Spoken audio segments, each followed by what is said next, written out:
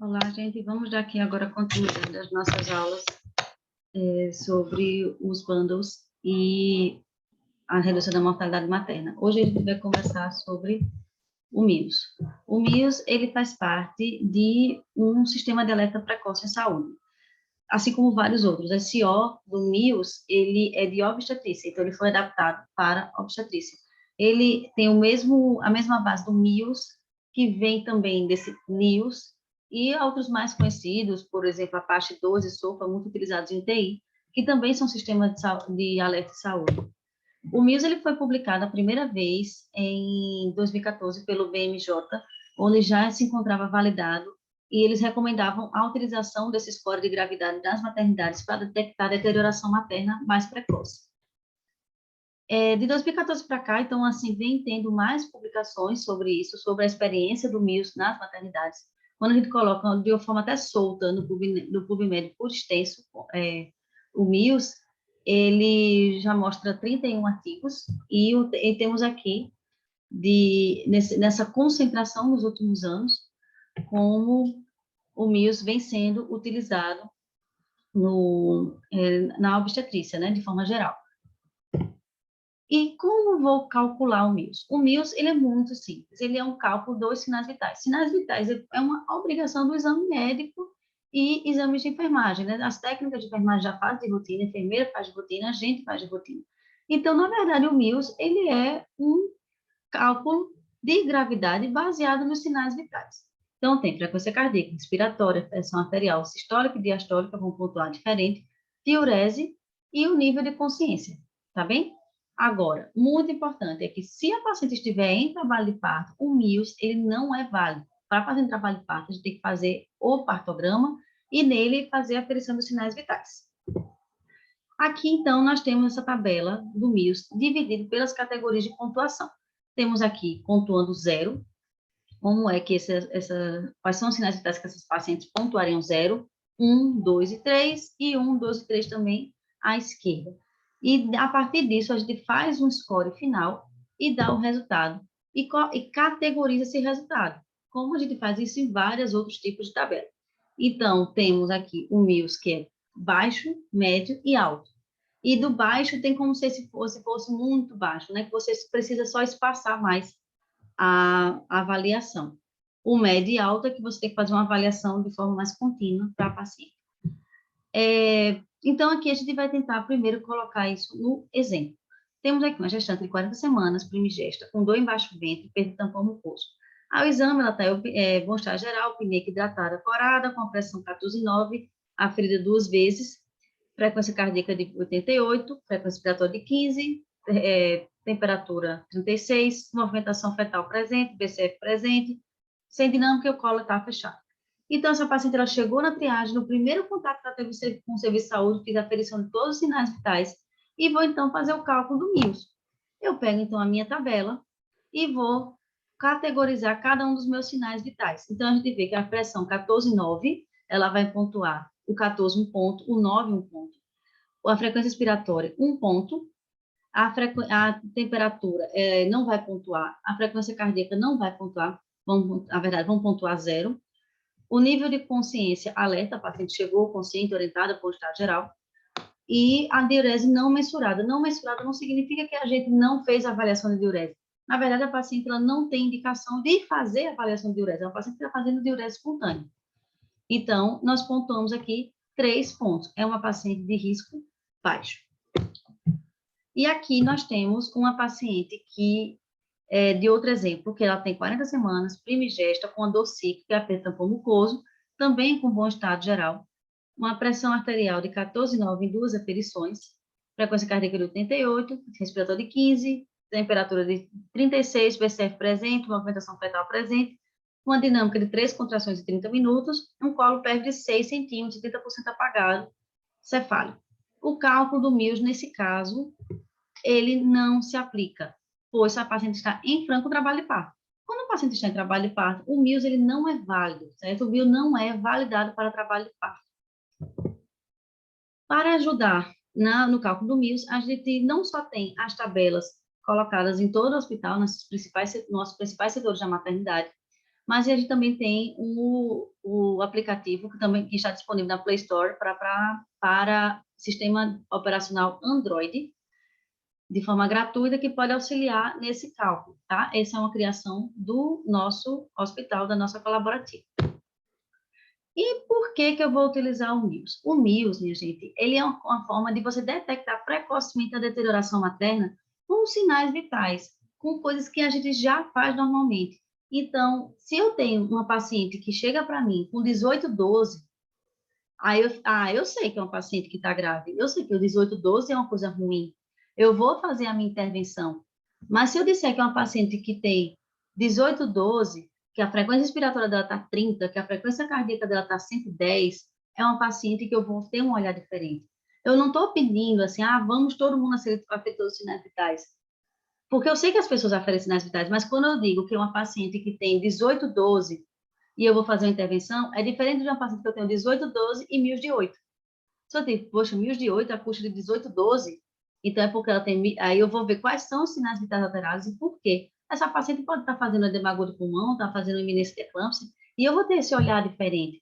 Então, eu faço uma detecção precoce da aceleração materna, assim como da melhora materna. Então, se eu tenho um 18, 12, um MIUS de 8, eu faço intervenção, diminuo essa pressão, melhoro os parâmetros de sinais vitais, e eu vou fazendo minha reavaliação, essa paciente daqui a pouco está com MIUS de 4. Então, eu vejo que a minha intervenção teve uma resposta positiva. Então, a gente tem uma forma objetiva de comunicação. É completamente diferente. O alojamento conjunto liga para o COB e avisa, preciso de um médico para avaliar uma paciente aqui. É uma paciente que está com a pressão alta. Aí você faz, poxa, certo, pressão alta, eu estou na maternidade de alto risco. Pressão alta é nosso feijão com arroz. Mas se ele me disser, é uma paciente de MIUS de 8, é uma paciente de MIUS de 6, as custas de hipertensão. Aí você faz, poxa, essa paciente realmente ela precisa de uma avaliação mais detalhada. Então, você vai com mais, a gente vai com mais instrumento para poder fazer uma melhor intervenção. E é uma instrumentação muito simples, porque é uma paciente desculpa, porque são os sinais vitais, coisas que a gente já faz normalmente. E então, ele se torna um guia de ação para a tomada de decisão.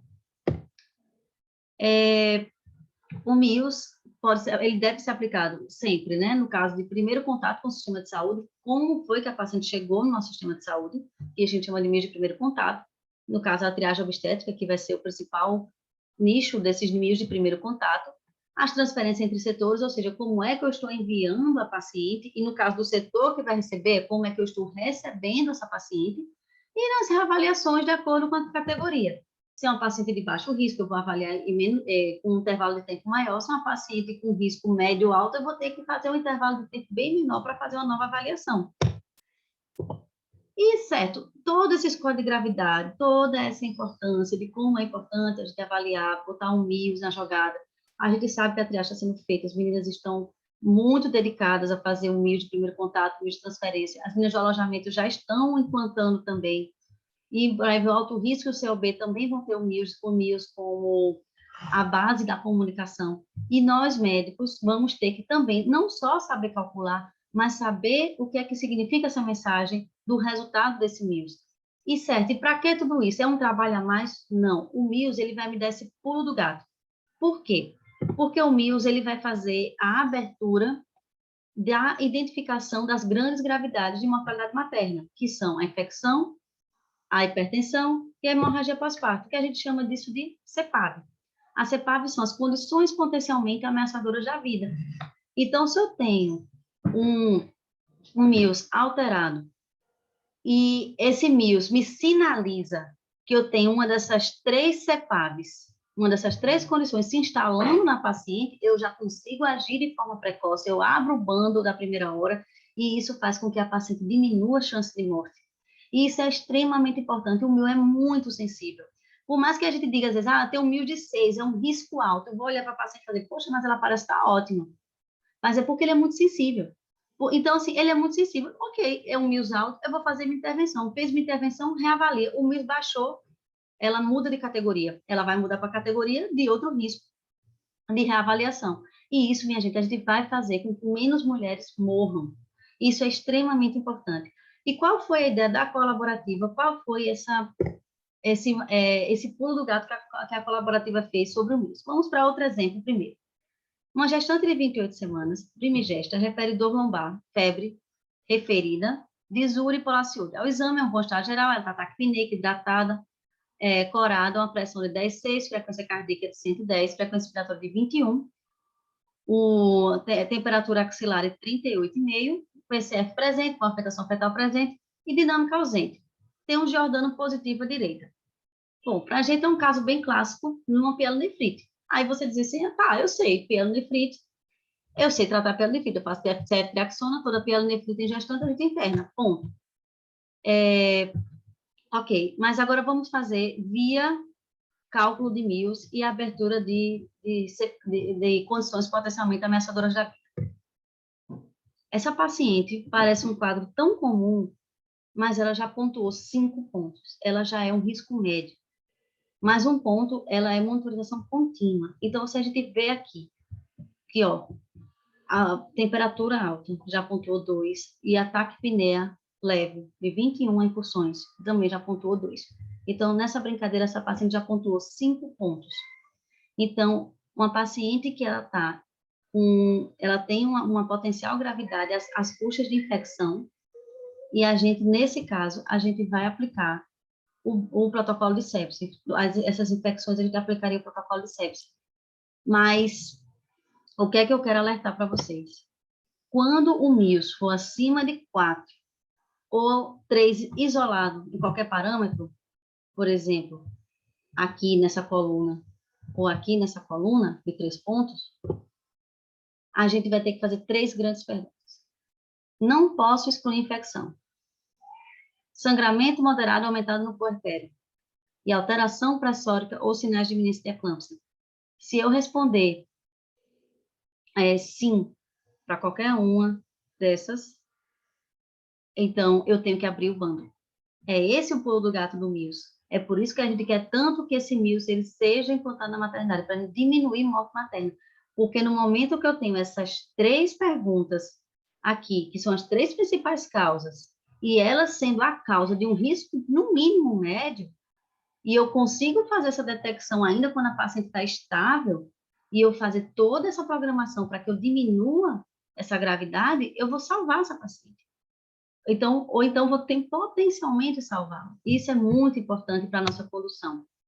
Os nossos dados vêm melhorando, a gente está reconhecendo cada vez mais, e isso tem que ser contínuo. Então, qual seria o caminho dessas pacientes? Eu tenho uma paciente que é admitida na triagem obstétrica, em trabalho de parto. O partograma, nesse caso, vai ser indicado, o paciente que não usa MIUS em pacientes que estão em trabalho de parto. No caso de pacientes que não estão em trabalho de parto, elas vão fazer a classificação de risco com MIUS de primeiro contato. Caso o MIUS dê 4 ou 3 em algum dos parâmetros, lembrar das 3 perguntas. Não posso excluir infecção, sangramento aumentado no puerpério, alteração pressórica. Se eu responder sim para qualquer uma dessas 3 perguntas, eu vou aplicar o bundle correspondente. Ou seja, se eu não posso excluir infecção, eu tenho que aplicar o bundle de sepsis. Se eu não posso excluir hemorragia, eu vou aplicar o bundle de hemorragia. Se eu não posso excluir hipertensão, eu vou aplicar o bundle de hipertensão. Ah, mas aí a paciente está até bem, eu já vou fazer todas aquelas medidas. É melhor a gente fazer as medidas a mais e a gente excluir depois essa paciente, tirar essa paciente desse risco, do que a gente deixar de fazer e a gente perder o tempo, perder o time, como a gente diz. É como a gente tivesse hoje em dia com a COVID, que a gente faz com sintomas gripais, a gente faz uma triagem bem rasteira. Qualquer sintoma gripal, a gente isola. Aí a gente exclui a COVID. É a mesma coisa daqui. Então, assim, a gente faz o MIUS, coloca o MIUS com a categoria média, né, MIUS acima de 4, ou 3 em um dos parâmetros, e se eu responder qualquer uma das 3 perguntas, eu aplico o bando da primeira hora. E durante a reavaliação, internamento da paciente, eu vou vendo, não se aplica mais. Essa paciente não está em risco de morte. E ela sai do risco de morte. Isso vai ser maravilhoso. Um adendo. A gente pode ter MIUS acima de 4 ou 3 em um dos parâmetros e a paciente não responder essas 3 perguntas. Aí eu vou buscar um diagnóstico diferencial. Mais clássico, uma arritmia cardíaca. A paciente tem ataque de arritmia sinusal, Lembrar que nosso hospital é referência para cardiopatia, então a paciente é acompanhada numa volta da cardiologia gestante com taquicardia sinusal. Ela já vai chegar com 140 de frequência cardíaca. E sem nenhum outro parâmetro que nos chame a atenção. Essa paciente ela já vai pontuar 3 pontos. Ela já vai pontuar 3 pontos em um parâmetro único. Mas ela não se aplica bundle para ela. Não significa que é uma paciente que não precisa de atenção. Não significa que não é uma paciente que não precise de intervenção. Mas ela não vai ter as 3 intervenções associadas à morte materna. Ok?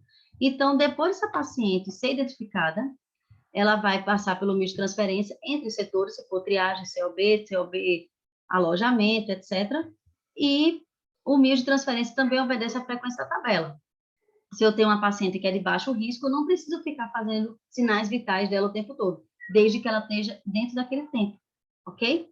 Gente, é uma aula inicial. A gente vai complementar com mais treinamentos. A gente vai chegar junto. Mas isso aqui é para a gente começar a se ambientar ainda mais nesse MIUS. A gente conta com vocês. Nós confiamos que a gente vai conseguir fazer um bom trabalho e fazer a implantação de medidas para a redução de mortalidade materna. Um abraço e até a próxima.